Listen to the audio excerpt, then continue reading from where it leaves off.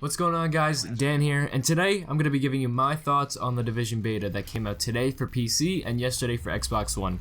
Be aware, everything said in this video is all of my opinion, so don't comment down below that my opinion's wrong, 'cause that doesn't make a lot of sense, to be honest. I compiled the top 5 things that I think someone who has never heard of the Division should know about, or has seen the Division but wasn't really interested, or the people that are interested want to know. So, just the top 5 things I think that you guys should know about. The first thing that everyone wants to know about, I'm sure, is the graphics based on the 2013 gameplay demo at E3. Are they the same graphics?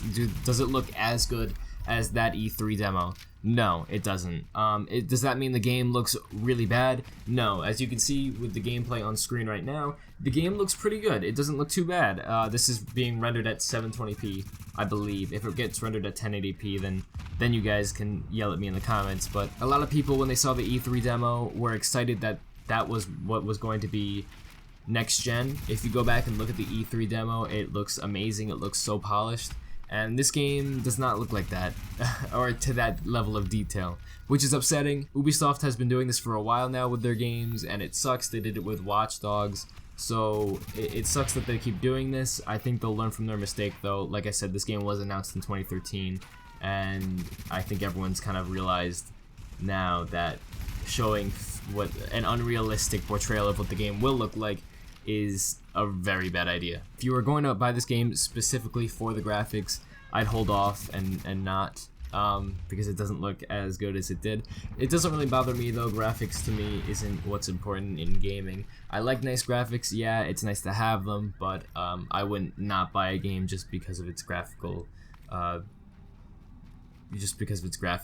I don't know, I messed up on that one. The second thing I'm sure you guys want to know about is the setting. What is this game? Where does it take place? This game takes place in New York City, post-apocalyptic New York City to be exact. And you are a Division agent who is sent in after a virus is exposed on Black Friday, and it wipes out a lot of people, and now looters and criminals riot in the streets and have taken over the city. Your job as a Division agent is to basically take the city back. We don't know much about the story still with the beta out because the developers have put a block on the story to a specific point, so that you have to buy the game basically to know what happens in the story. Third thing I'm sure you guys want to know about, is this a single player, co-op, or multiplayer MMO type game? Now, it's a little bit of all of that. It has MMO elements. It has a hub area where you can queue up with other players and go out into the free roam with them, but you will not find other people in the regular free roam space. You'll find them in the dark zone, and I'll get to that in the next point. But where you are playing against AI enemies, you won't see any other players except for those in your group. You can find people in your group by going to that hub area, like I said, or going into the dark zone and grouping up with players in there, and then going back into your regular single player free roam. You can play the whole game, you can play the whole area, or the whole game in that area single player or with co-op buddies, and you can have up to 4 people in your squad. The AI controls pretty well. It's beta, so there's a little bit of bug stuff. You know, sometimes I'll have AI spawn in the area they spawn and just like not move and just sit in there, and I'll have to run into their spawn to kill them. It's weird the way that works, but it's only happened a couple times, and like I said, this is beta, so small stuff like that isn't really a big deal. Overall, the AI is pretty good in their movement and their attacks, and the controls feel really smooth, but I'll get into gameplay later. Let's talk about PvP multiplayer. So the Dark Zone, like I mentioned before, is the PvP area. It's DayZ-esque in that you can attack anyone you want that isn't in your party, and you can even leave your party and just attack your old party members if you would like to. There is a karma system though. If you attack these players, you get labeled as a rogue agent, and if people kill you, they get bounty for you. I won't go into the more specific details about the Dark Zone, but there are currency and your own Dark Zone rank, and the loot that you pick up in the Dark Zone you can't use until you extract it through a helicopter extraction. It's a huge process, but overall I found that the community in the PvP multiplayer is actually pretty good right now. As soon as I entered the Dark Zone, I was encountered by two players who, instead of wanting to shoot me, wanted to help me gear up and help them gear up, which was a nice change from games like DayZ and Rust, where you meet a new player and they immediately try to kill you with their rock.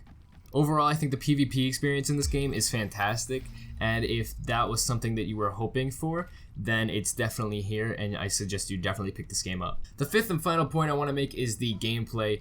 The Division is a third-person cover-based shooter, and as such, plays like one. You go into cover, you can change your cover, you can dodge roll, you can climb on top of things. The game is very flexible in that way and non-linear in that way. It gives you...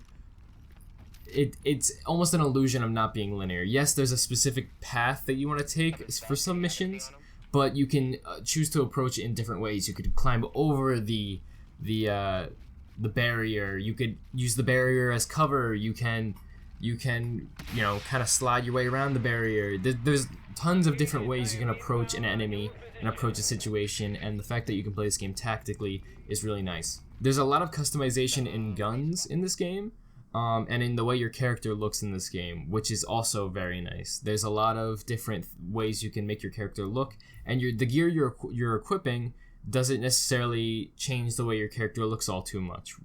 The cosmetic items that make your character look different have no effect on your actual stats. Those are your other items, your body armor, your backpack. That kind of stuff is hidden more than like a jacket, which has no armor but is a cosmetic item and it makes you look different, which I like. It means that instead of in traditional MMOs, when you get a new piece of armor that you really like but it looks like crap, you can use that piece of armor in this game but still look like a badass with the specific type of clothing that you want to look, which is nice. The gunplay in this game is pretty good.